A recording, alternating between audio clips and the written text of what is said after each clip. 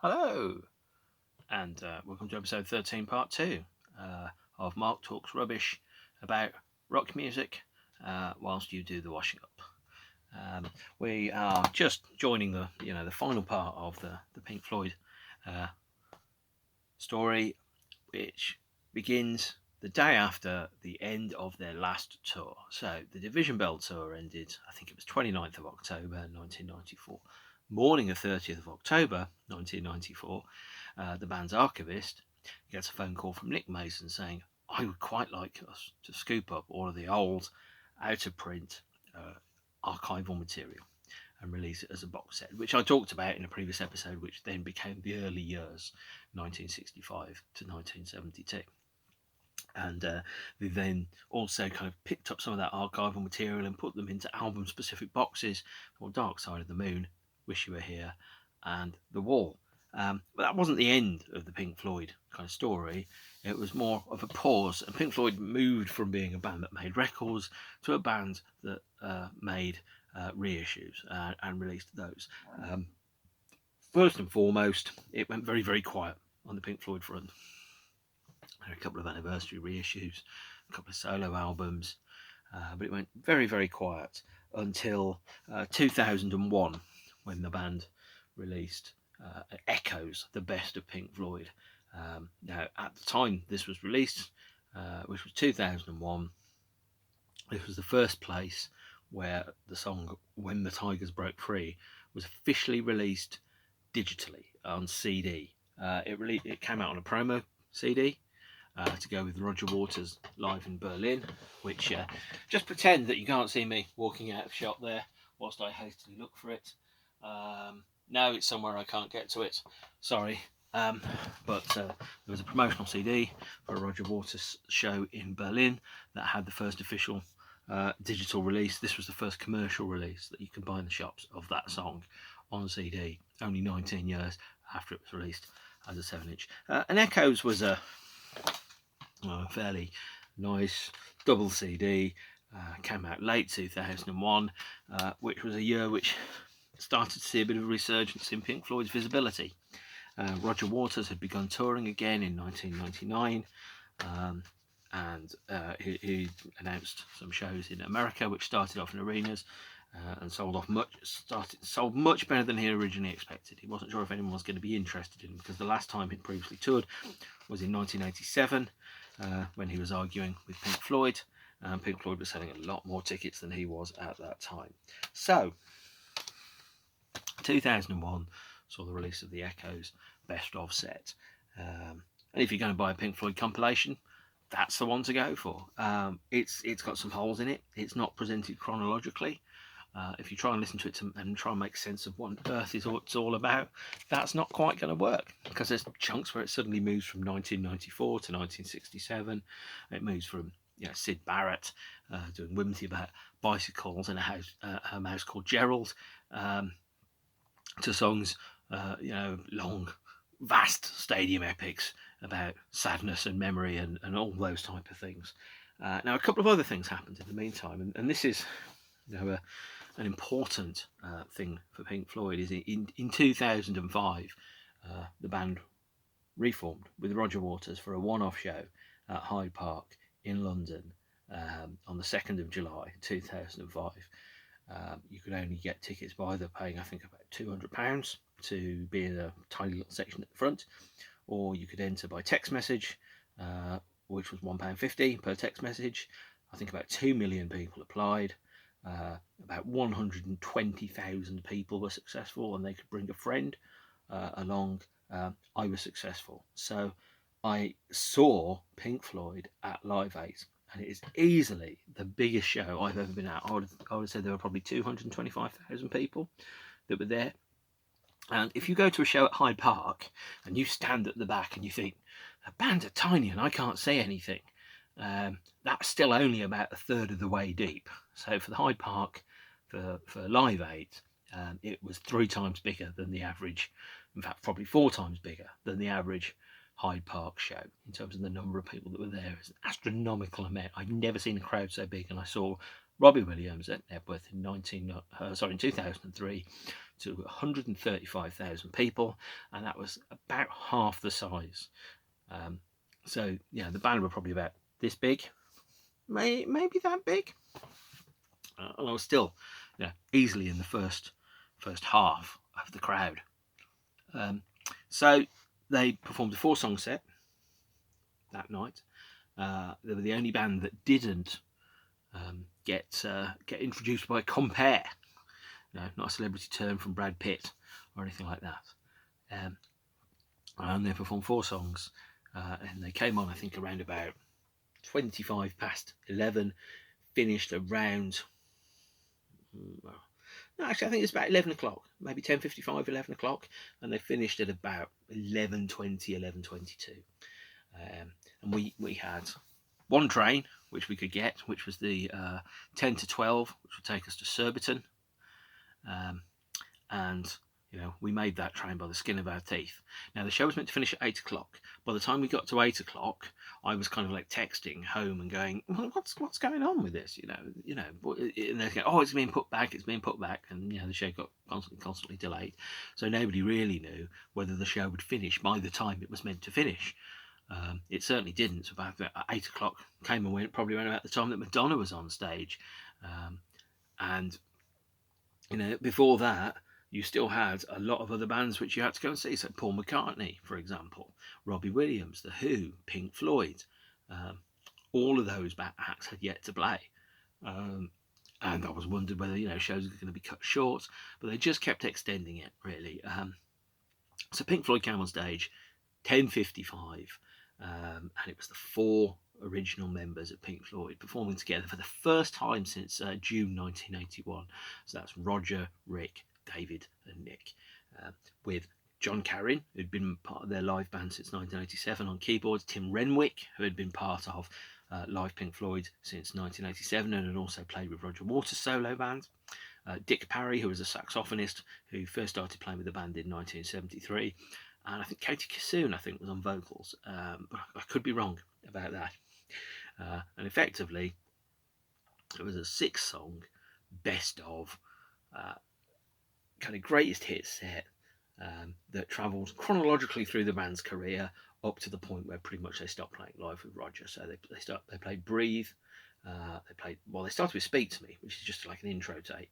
Then they did Breathe and Breathe Again. So Breathe was originally split into 2 parts on Dark Side of the Moon. They performed it as 1 song here.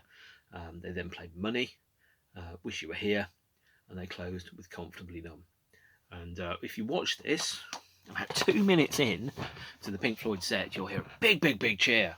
Now, the reason you'll hear a big cheer is for the first time on the big screens, the crowd could see Roger Waters. So, bearing in mind that he was approximately the size of a 5p piece, if you were standing in the crowd, you could make out there was some dude with white hair and a blue shirt playing bass, but you couldn't see that it was Roger Waters because, unless you're unless you're Superman, like me, but if you were just a mere Clark Kent who just has glasses and can't see, you couldn't tell it was Roger. So Roger was there, and then there was a big cheer, and Roger was on the stage, and there was a big difference between the 2 sides of the band. For Roger, this was probably a way of him reclaiming the Pink Floyd legacy, or his part in Pink Floyd, from David, Rick and Nick, who'd carried on being successful without him for 20 years. The other part of it was, I think, probably David, more than anybody else, was saying goodbye to Pink Floyd and going, this is the end, this is the closure of it. Now, I felt before the show happened, when it was announced that Pink Floyd would be performing, I got a sense that this was going to be the last Pink Floyd performance, that it was going to be, the bookend to the story. It was going to be the farewell. And I was right. Now, I know it's not like me to be right, but I was. And it's very emotional to be standing there in a field with 200,000 other people. And I was just sat there going, I'm fucking watching Pink Floyd. I'm watching Pink Floyd, And like when I saw Pink Floyd on television in Venice in 1989, when Venice is somewhere which I didn't even imagine I could ever get to, let alone get to go and see Pink Floyd.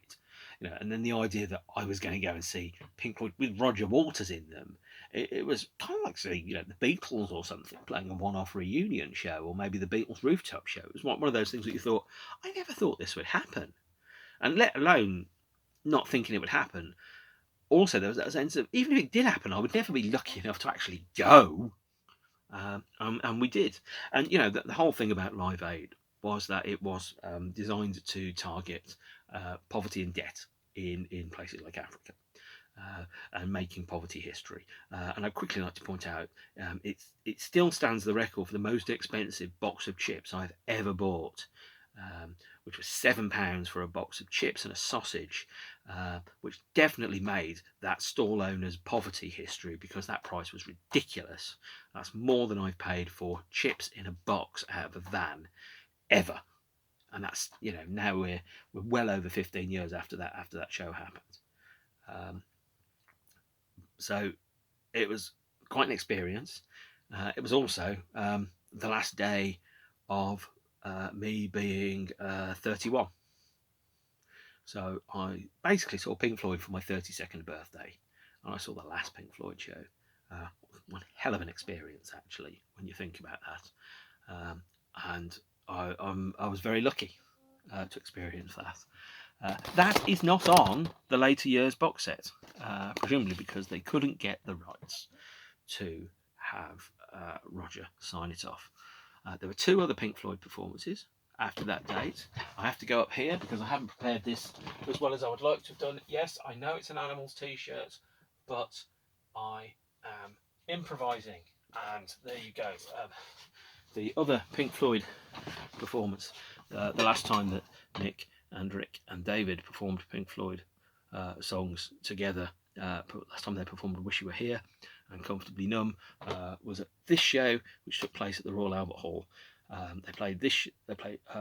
Rick and David performed together as part of David's solo band in 2006. They played 3 headline shows at the Royal Albert Hall. On the last night, they had Nick Mason play drums on Wish You Were Here and Comfortably Numb, and that was the show that I saw. The versions with Nick are not on this DVD, but I thought it was probably best to let you know that. And so therefore, the last time that Pink Floyd performed together, actually as a genuine, actual Pink Floyd, was a show for in memory of Syd Barrett, who died in 2006, where Nick, David and Rick performed Arnold Lane at the London Barbican on the 10th of May 2007. And I was pretty sure they were going to play that night, but also I was pretty broke, and I, in the absence of having any confirmation, I decided not to risk spending £25 on a ticket because I couldn't risk it and I didn't have the money. I don't regret it because I only performed 1 song, but I do regret it because Pink Floyd performed Arnold Lane. This was released as a 7-inch single on Record Store Day in 2019. It's also included on the bonus discs that come as part of the later years box set. So that brings Pink Floyd's story almost to a close. There's a couple of other things that happened after that. So there's three major things. The first one is this here, which is The Endless River, which was released in 2014. The Endless River is a very underrated Pink Floyd album. If you follow Pink Floyd all the way through their career, the Endless River is a fantastic kind of like precise or kind of reprise of every part of the band's career. Now there's a double vinyl edition of the album, and as I mentioned earlier, there was the recording sessions for the Division Bell album in 1993, where the band performed a large number of instrumental jams in their studio, which is called the Astoria, which is near Surbiton and Kingston. And they also kind of performed in I think it was Abbey Road actually, and as I mentioned previously, they took the more promising commercial vocal tracks and finished those in 1993 and 1994 for the Division Bell album. But David always wanted to go back and to revisit the songs that they'd written but hadn't finished at the time. Now this was spoilt by the death of Rick Wright in 2008 on the 15th of September, and so they couldn't go back and finish the album as they originally had intended. So in the early 2010s, probably 4 or 5 years after Rick died, a producer called Youth started working with David and Nick and started pushing the album together. He started transferring all of the material, which was on videotape and DAT tape, which at that point was nearly 20 years old and starting to degrade, and started transferring it digitally and restoring it. And he put together a potential sequence of unused songs from the Division Bell sessions. So effectively, I see the Endless River as kind of an instrumental version or an instrumental sequel to the Division Bell, and I'm confident that had they lived, these songs, had Rick lived, these songs would have been revisited. Certainly it was something which David, Rick and Nick had spoken about many times. Now, if all you know is the Division Bell and Dark Side of the Moon and Momentary Lapse of Reason, you'll be listening to this and going, yeah, what's this rubbish? Which is completely understandable, because it doesn't sound anything like any other Pink Floyd release. It's a very, very nicely packaged set, by the way, and I'm just going to show bits whilst I talk you through what's in there. Now, the whole of this album, The Endless River, is instrumental with the exception of one song, and as you can see, that's the final lineup of Pink Floyd, Nick and David, in 2014. I don't even know what that is. And again, following the tradition that they've had from their previous albums of objects in places where they shouldn't be. So here's a boat on the clouds. A Momentary Lapse of Reason was a river of empty beds. The Division Bell was 2 talking heads that weren't talking to each other. And again, this follows the concept and the theme of the previous album. So as I mentioned, the Momentary Lapse of Reason is around politics and war and power. The Division Bell, as you can clearly see from the cover, is themed around, 2 people, or 2 entities trying to talk to each other. Now, if you look at that, and then that forms a complete whole of a face, but then also there's these 4 lights signify communication between the 2. And so the Endless River kind of picks up with that theme, except it works on an instrumental basis around the conversation. And the last song on it is called Louder Than Words, that has some controversial lyrics, which I think some people have heavily criticised the band for, because since David's wife, Polly Sampson, who's a published author and a poet, writes the lyrics, the conception that comes from some people is that David can't write a song to save his own life and has to get his wife in to do it. But I think that's actually very, very misogynist. It's not at all fair. If anyone can translate and understand what the band are thinking and feeling, then very possibly the singer's wife would be able to do it, and it's not as if she's some hack. She's a published author. So the Endless River comes in a deluxe edition, which comes with a CD, that's a DVD and a CD. The CD is an hour long. It's I think 16 songs that are broken into four or so suites. And each one of them kind of varies through the band's various instrumental types. So if you've liked the band from the start, The Endless River has some great material in that really revisits, the styles of experimentation, the textures that the band were working on right in the early 60s. So there's echoes of Piper at the Gates of Dawn, More, there's a Brisky Point, there's a couple of heavy guitar instrumentals. I think Alonzi or Alon's White 1 and 2. There's Talking Hawking, which could be a sequel to Keep Talking on the Division Bell album. There's Skins, which is a song, well, it's not really a song, but it's a kind of like an instrumental drum-based track with no other instruments on there. Again, very similar to the Grand Visor's Garden Party and some of the songs which are on Atom Heart Mother. So this is really almost Pink Floyd reclaiming the work that they'd done in the 70s and say, we can still do this. We're still really, really good at this. You've just forgotten because we haven't really been in that area for a while. But it's a good strong album that rewards repeated listening. Now, the DVD that comes with the Endless River has an additional 9 songs on there, which are video of alternate versions of, I think, 4 songs off the album, plus 2 extras, plus an additional 3 songs which aren't available anywhere else. So there's 9 extra tracks on the CD and DVD version of this, and I think you should, if you want to get it, get the version with the DVD in it. So there's an extra 40 minutes of songs on here on the DVD that aren't on the other versions. That gives you an extra 100 minutes of Pink Floyd material. Now, the band went back into the studio, or the remaining members of the band went back into the studio. They identified the multi-track tapes, they rebuilt the mixes, they re-recorded parts of it, they added vocals, they kind of tidied up, I think, the original recordings. So, for example, if there was a duff note on the original recording, they went back and fixed it. But they put together something that stands up genuinely as what feels like a complete and valid Pink Floyd album here. There's certainly no opportunistic, scraping from the barrel. It's not as if that Michael Jackson album where they got an impersonator to sing, I think, Blue Gangster, because they couldn't find a good enough vocal track from Jackson. There's nothing like that that's on here. This is a genuine Pink Floyd record that feels like it should be a Pink Floyd record. Now, 2014, so that brings it to a close. Now, there's a couple of things which I haven't mentioned. One of which is that there is an unofficial fan mix of the Division Bell and the Endless River together, which is called Forever and Ever. And I regard that as one of the best Pink Floyd albums that has been made.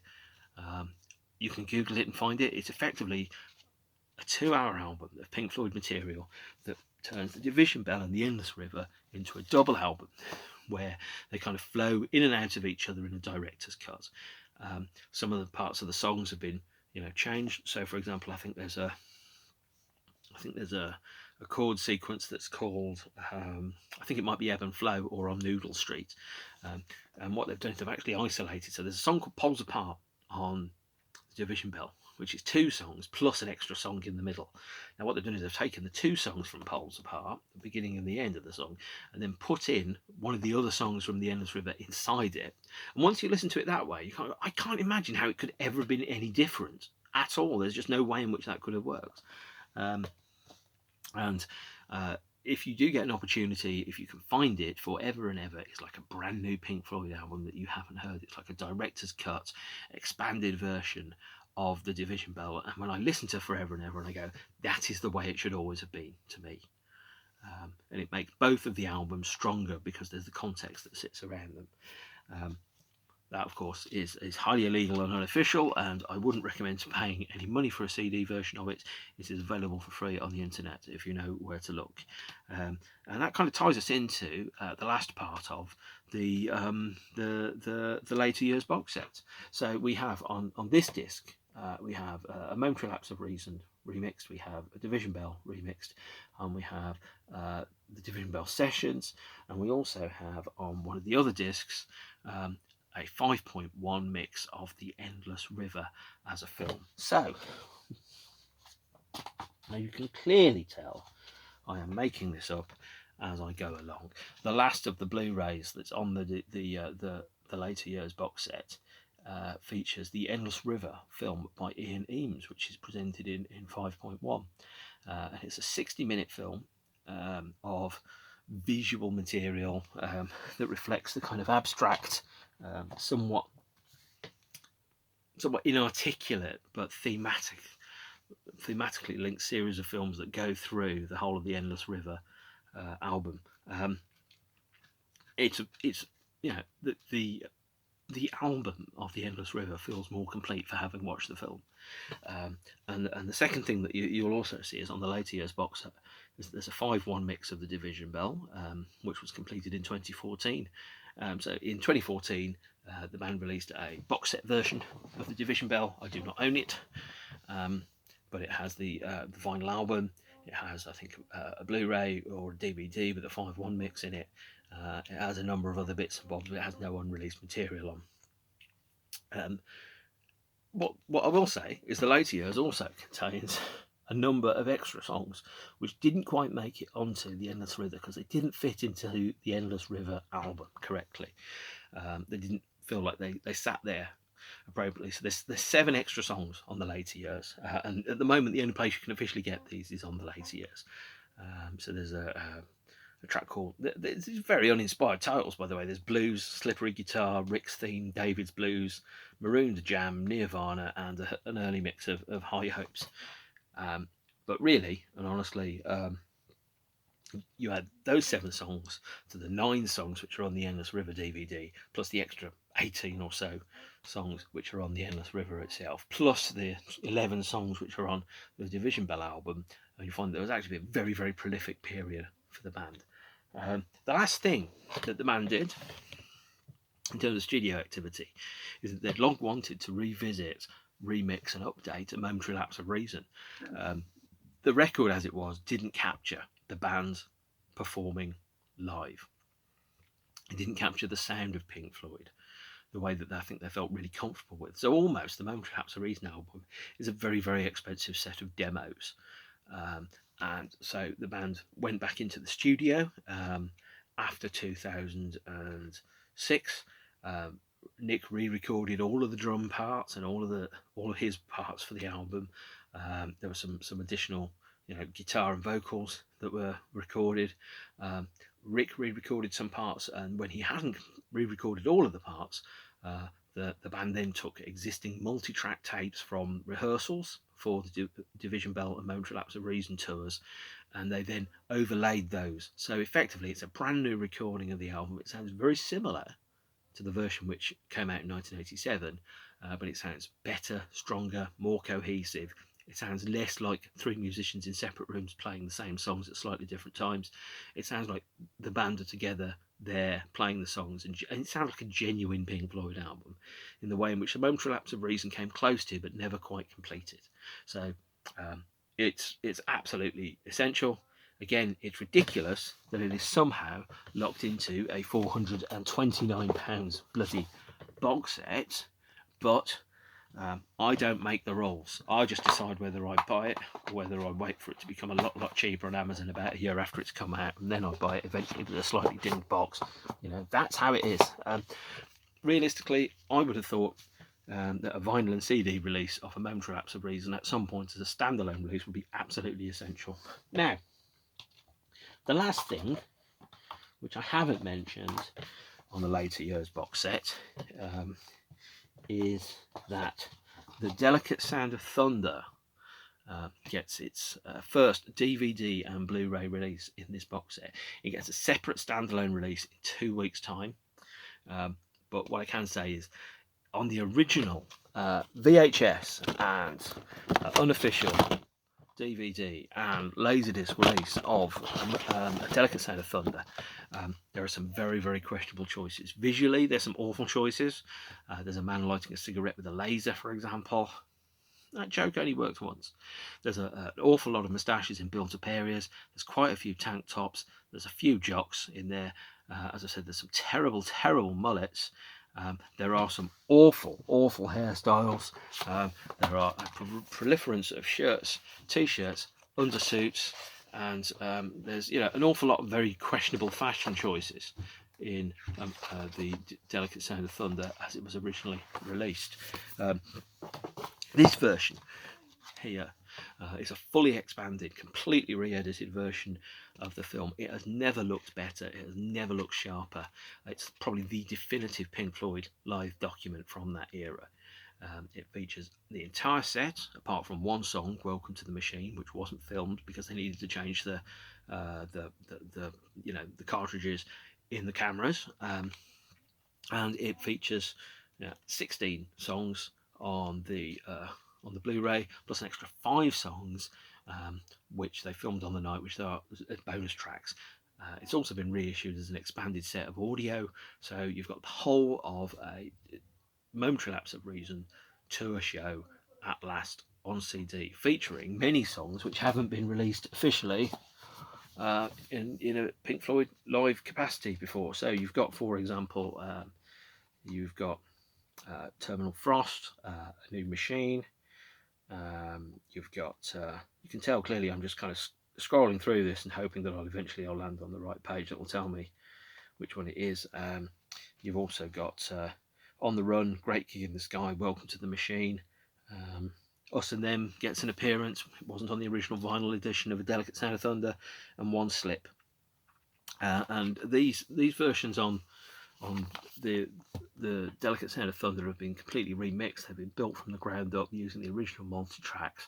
The arrangements have been changed, the vocals, the performances are probably different. If you've got the original Delicate Sound of Thunder, keep it. Also have the new version as well, which has an extra 8 or so songs on it. It's never sounded as good, it's never sounded as clear, and also it's never had so few moustaches on it. So that kind of brings us to the end of the Pink Floyd discography. There's a couple of other quick things I'm going to mention, which are kind of tangentially related. One of which is Inside Out, which is a book by Nick Mason, who's the drummer, which effectively is him telling his side of the Pink Floyd story. The original idea was that it would be a kind of like the official story of Pink Floyd, but then it was changed to a personal history of Pink Floyd. And one of the reasons why it was changed to be a personal history of Pink Floyd was because Nick sent copies of the text to various members of the band, and one of them wrote in green pen, "This is bullshit," and the other one wrote in green pen, maybe even the same green pen, that it never happened quite like this. So that's why it was changed for personal history. There's also a paperback edition of this that has less photos, that's cheaper, and also features a chapter about Live 8. Now, perhaps an unexpected item here is the Inside Out audiobook, which is read by Nick Mason over 3 CDs. I can't recall ever hearing this. Maybe I should do that sometime. It features some Pink Floyd music in it, but nothing that is unreleased, and only small introductory cues at the beginning and end of each chapter. Not worth big money, but an interesting listen. And the last thing, which is probably worth mentioning in the later years, is this here, Pink Floyd, Their Mortal Remains, which is where I bought this t-shirt, by the way. It was an exhibition that ran at the Victoria and Albert Museum in London up to the 1st of October 2017. Considerably better than the Design Museum exhibition, I'd like to point out, and featured, a lot of the band's visual identities and histories, and kind of, it's almost like, basically this is the museum in book form with photographs of the things that you could see. So you could go and see the original face masks that they had in the wall, the original stage outfits, you could play with the multi-track of Money, you could see the original equipment, lots of photographs, handwritten lyrics, acetates, and in the end, you can see the cover of, there's a section on the Delicate Sound of Thunder, which, by the way, has now been turned into the cover for the new version of the live album. So if you went to the V&A exhibition, you have seen a Pink Floyd live album cover, a Pink Floyd album cover in the flesh with your own eyes. And I could reach out and touch the original, the artwork, the original thing, which is now on the cover of a Pink Floyd album, which is pretty weird.